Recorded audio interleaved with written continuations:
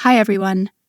Before we begin today's episode, we want to express our immense gratitude for the support you've shown us over the past few weeks. The response to our podcast has exceeded all our expectations, and in less than a month, we've grown from a handful of listeners to thousands worldwide, and we still can't believe it. As an independent podcast produced by a small team with no budget, reaching this many people so quickly is incredible. We owe this success to you, our listeners, for giving us a chance and listening to our story. We're so grateful to have you here with us. We also want to let you know that this is just the beginning of our journey. We have a long way to go, and we're so excited to expand the story of modern Iran with you. Lastly, many of you have asked how you can support the show. While we're just happy to expand our family and have more people with us on this journey, we always appreciate a good review and friendly recommendation to those you know. It wouldn't take you long, but it would mean the world to us. With that, let's pick up our story where we've left it off. On the dawn of June 2nd, 1908, the Parliament was beginning its daily activity as if it were any other day. With its routine process of discussing various legislations, meetings between the members, and arguing around the direction of the country filling up the hours. As members started their daily agenda, the sound of soldiers' boots marching onward filled the building. Sensing imminent danger, Parliament workers evacuated the chamber and assembled a defense line in the Sepahsalar Mosque. Sepahsalar Mosque was a religious building located next to the chamber. Time and time again, the mosque has been used by the constitutionalists to protect the building against outside threats. This time was no exception either. Ever since Mohammad Ali Shah's departure to Beg Shah, fear of him doing something drastic against the parliament had been escalating. Now, the constitutionalists were going to bear witness to the Shah's raging fury against his enemies and his grudge against democracy. The marching regiment belonged to the Cossack Brigade, the Russian-controlled branch of the army that had total loyalty to the monarchy and was among the best of the best. The first wave arrived at the scene at around 6 a.m. and collided with the parliament's armed forces deployed near the mosque.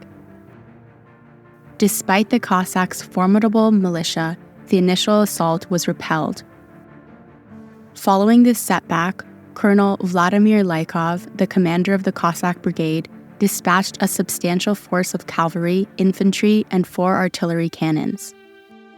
Fearing that this could be his final chance against the constitutionalists, Shah had implored Liakhov to use every means at his disposal to ensure victory, as defeat would signify the end of his reign. Each cannon was placed at one of the 4 streets leading to the parliament, and they were all directed towards the building. Suddenly, there was a loud explosion outside. Members of the Majlis rushed to the windows to see what was happening, only to be met with the smoke of gunpowder filling the air and the sight of Russian forces marching towards the building. The parliament speaker hurried to the phone booth and tried to reach the king in Beg Shah.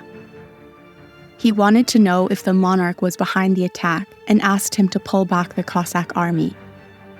However, before he could connect with the monarch, a cannon strike severed the phone lines, plunging the parliament into isolated uncertainty. The Cossacks killed and injured those protecting the building, and after firing their cannons at the parliament, started occupying the building. The members ran for their lives. Some hid within the corners of the chamber, some decided to take shelter in nearby buildings and foreign embassies, and others left Tehran altogether. Those who ran got shot, those who hid got arrested, and others went into self-imposed banishment. By the end of the day, the parliament's building was in ruins. The era of constitution and democracy in Iran had come to a swift end. Hi, my name is Oriana, and you're listening to The Lion and the Sun, a modern history of Iran. After the bombardment of the parliament, Mohammad Ali Shah and his army began a campaign of cleansing the entire country of its most radical activists. They began arresting all the constitutionalists and journalists who were vocal critics of the Qajar dynasty. The constitutionalists were determined to fight back, but the odds were stacked against them. The constitutionalists had little to fight with. They were scattered, disorganized, and lacked the military support of the Qajar forces. Their shield of defense was no match against the unrelenting waves of attack by the monarchy. Yet, despite these challenges, the constitutionalists refused to give up the fight. In the city of Tabriz, in the Azerbaijan province, they elevated their resistance to new heights. Even before Mohammad Ali Shah's siege on parliament, the people of Tabriz knew that the Shah's uneasy peace with democracy was not meant to last. With this in mind, they began preparing and training themselves for the inevitable moment when Mohammad Ali Shah would reveal his true intentions. During the Qajar rule, Azerbaijan had become one of the most important parts of Persia, so much so that its rule was always bestowed on the crown prince. Tabriz, the capital of the province, was the second largest city of the empire, with over 200,000 people residing in it. Azerbaijan was in the northwest of Persia. Therefore, it was a critical state when it came to trade with the Russians and the Ottomans. It was due to these trades that Iranians residing in this province developed a sense of modernity and progression. As the crown prince and before becoming king, Muhammad Ali Mirza was in charge of this province. During this time, he ruled with an iron fist. He prevented any talks of democracy, made sure that the people of Tabriz were unaware of the developments in the capital, and used religion as a tool for oppression and control. But when Mozaffar was on his deathbed and Muhammad Ali was summoned to the capital, a group of Tabriz activists took on training the constitutionalist fighters for the military combat and created a society of constitutionalism militia. The first wave of these fighters were ordinary merchants and traders, but gradually, more aggressive gang members also joined the militia and amped up the strength of the organization. One of these gang members was Sattar Khan. Sattar was born in the villages of Azerbaijan to a mercer family. After the death of his brother, on the orders of the provincial ruler, he moved to Tabriz and joined the military forces, and the crown prince of his time, Mozaffar al-Din, gave him the honorary title of Khan. In Persia, this title was used by rulers and high-ranking officials to indicate their status and power. The term Khan was widely used among the nomadic Turkic tribes of Central Asia and later adopted by Persian-speaking people and became a symbol of power, respect, and honor. Despite his title and his status in the Qajar military, after a clash with the royal forces, Sattar Khan was forced into hiding and became a bandit in the region. Sattar Khan wasn't a typical bandit. He would take the money from the wealthy travelers and distribute it to the poor, and despite his not-so-noble profession, he soon became one of the most trusted faces in the region. During Muhammad Ali Shah's siege on the parliament, the representative of Tabriz was shot and killed. His death triggered a wave of anger in the province. After the successful insurrection, Shah ordered the army to suppress the protests in Tabriz.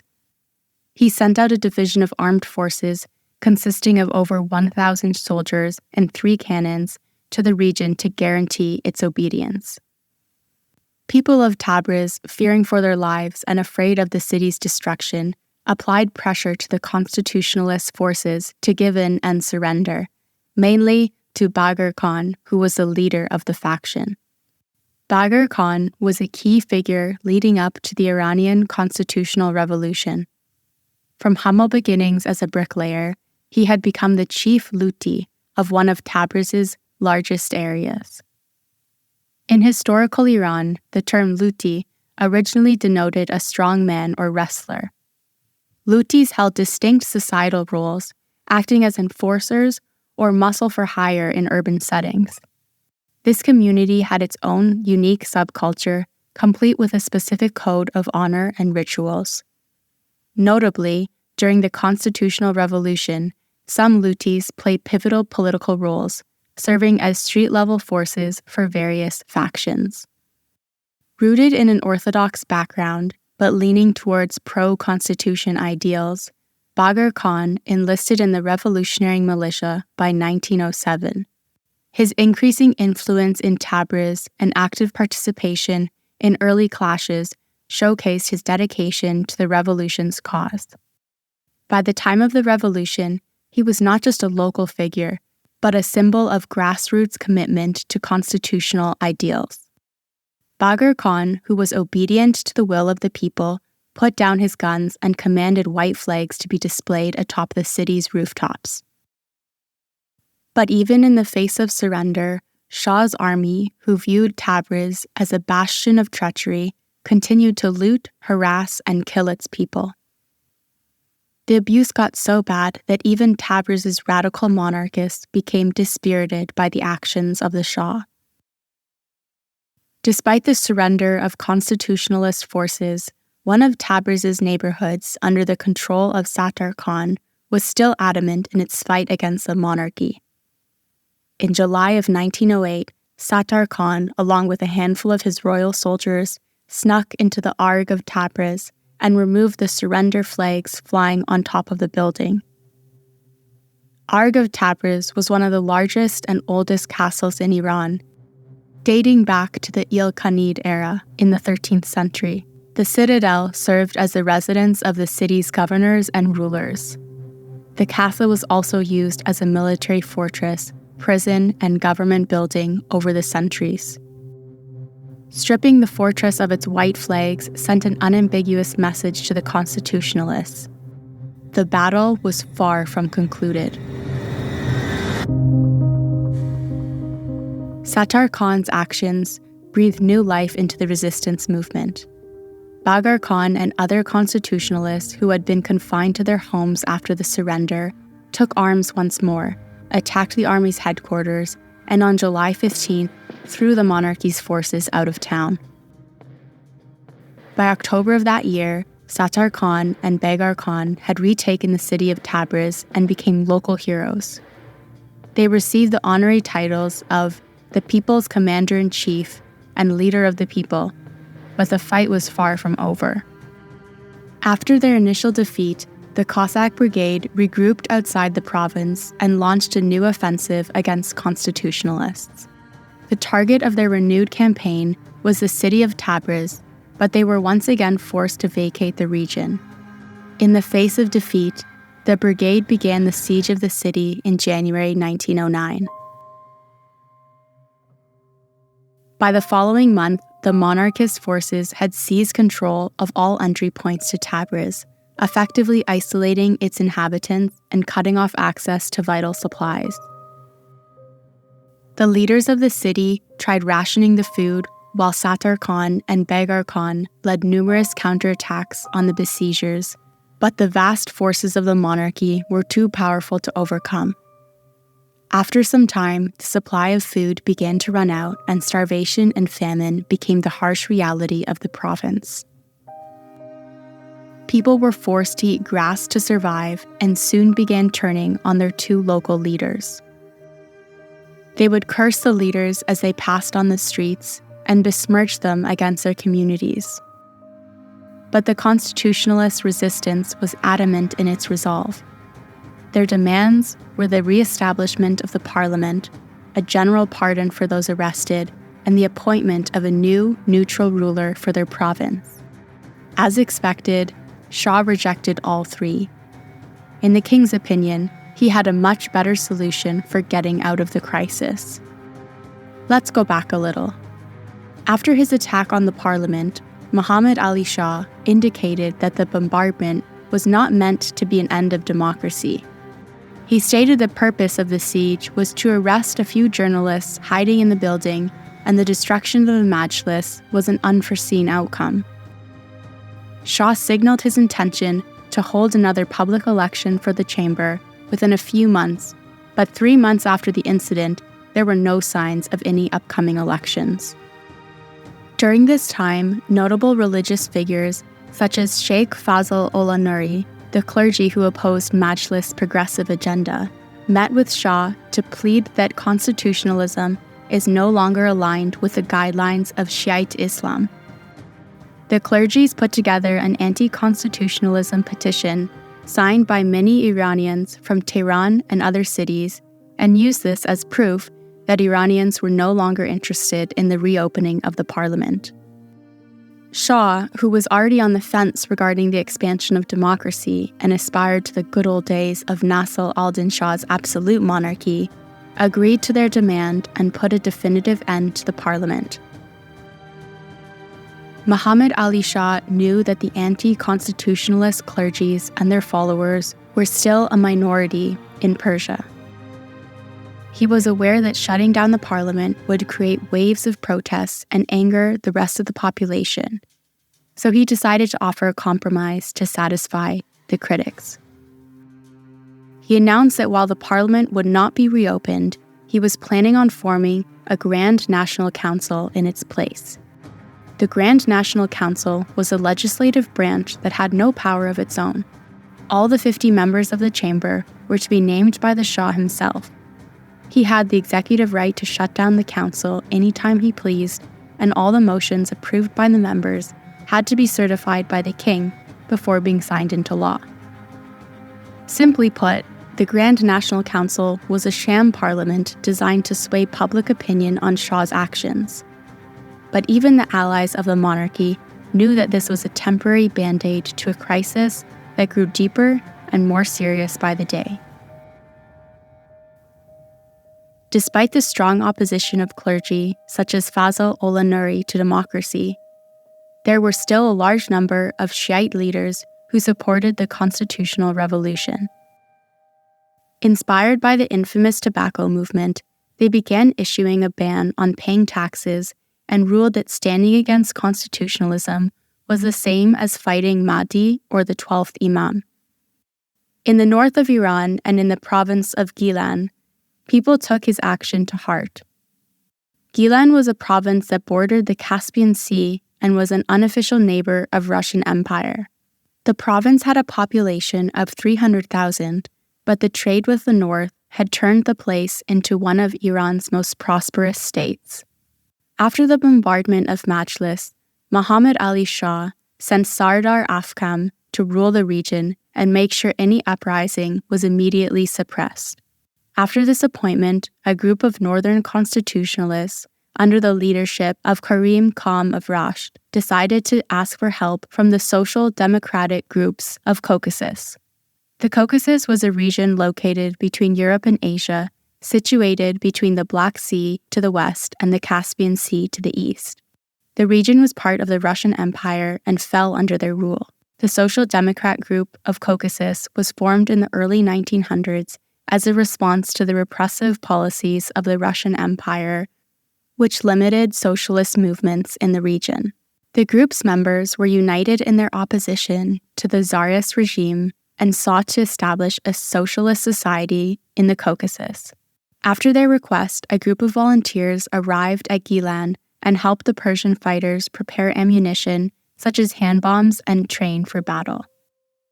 Once the training was complete, and with the help of the Russian volunteers, the Northerners planned an elaborate scheme to stand against the monarchy. In February 1909, a series of merchants and religious activists, organized by Mirza Kucha Khan, protested the rule of Sardar Afkam in Gilan. Afkam sent forces to investigate the protests and to scatter the mob, not knowing that this protest was just a red herring designed to distract the army from the main plan. While the army was busy with the protests, a series of armed forces, led and trained by the Caucasus Social Democrats, attacked the central parts of Rasht, the capital of Gilan, killed Sardar Afkam, and took back the city within hours. Once the province was secured, the revolutionaries of Gilan decided to expand their presence. In the very same month, they created an organization called the Secret Society of Sattar, named after the popular fighter in Tabriz, and began to militarize and get ready for their next step. The battle for Gilan was over, but the fight for constitutionalism was still going on. the ultimate prize, the very soul of the nation, hung in the balance. The only way to end the never-ending struggle was by conquering the most possessed prize of the land. The Gilan Independent Army was now aiming to capture Tehran. Whilst Gilan was preparing for their big attack, Tabriz was still under the siege of capital forces, with more people dying every day due to famine and sickness. The Russian Empire didn't seem too happy about this prolonged crisis in the province.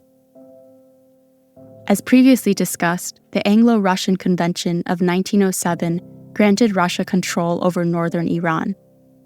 Tabriz, a critical trading hub with both Russia and the Ottoman Empire, was a key part of this territory. The city's siege had effectively halted trade, impacting the many Russians living in the province. The Russian Empire was keen on solving the crisis as fast as possible. In April 1909, Russian forces crossed the Iranian border and advanced towards Tabriz. They reopened the city's supply lines and lifted the siege without addressing any of the demands. Given all the turmoil and the desperation of the people for normalcy, an unspoken ceasefire emerged as all parties took some time to recover and regroup.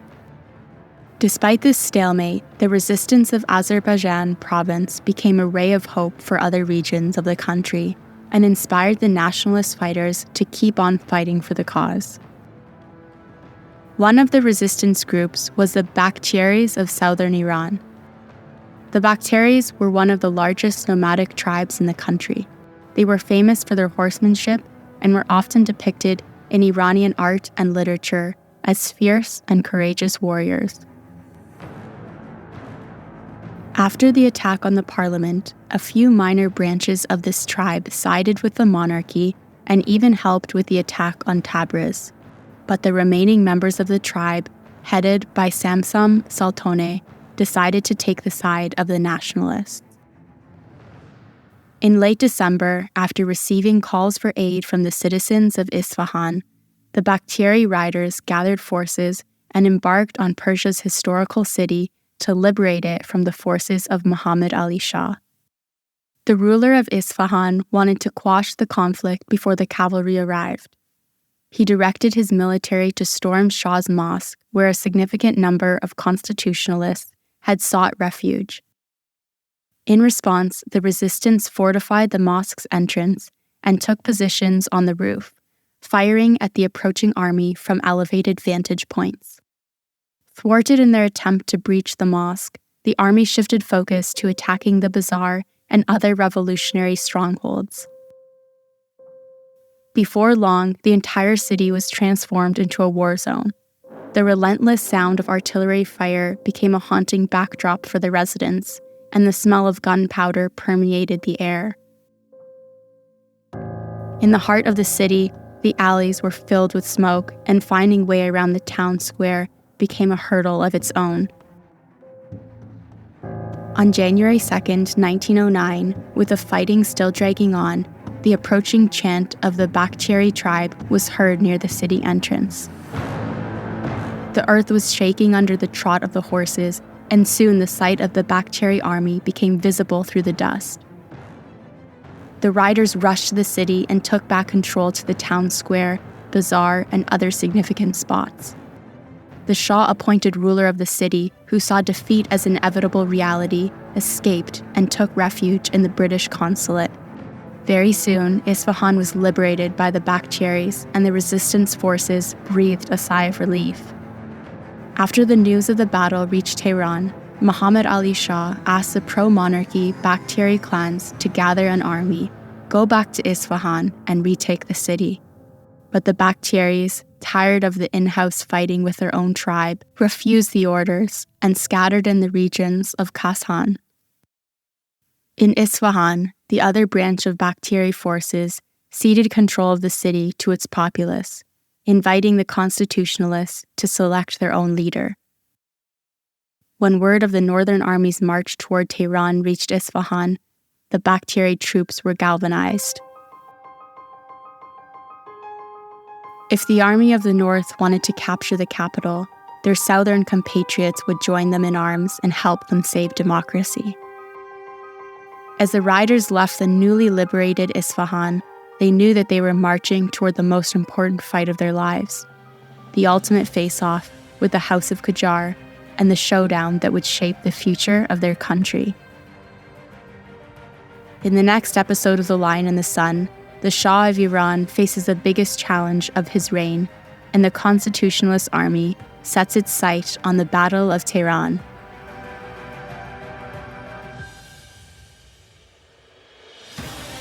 Thank you for joining me on this episode of The Lion and the Sun. To learn more about the events and people mentioned in this episode, please visit our website at thelionandthesun.org. If you also want to see supporting photos, timelines, and character guides, you can follow us on Instagram and TikTok, and for early access to episodes and other perks, you can join our Patreon. The links are in the description. If you like this episode and our show so far, don't forget to rate the podcast and leave us a review on Apple Podcasts, Spotify, or wherever you listen to us from. Your feedback will help us improve and bring you even more engaging content in the future. We look forward to continuing this journey with you and exploring the rich history of Iran together. My name is Oriana, and I'll see you in 2 weeks. Thanks for listening.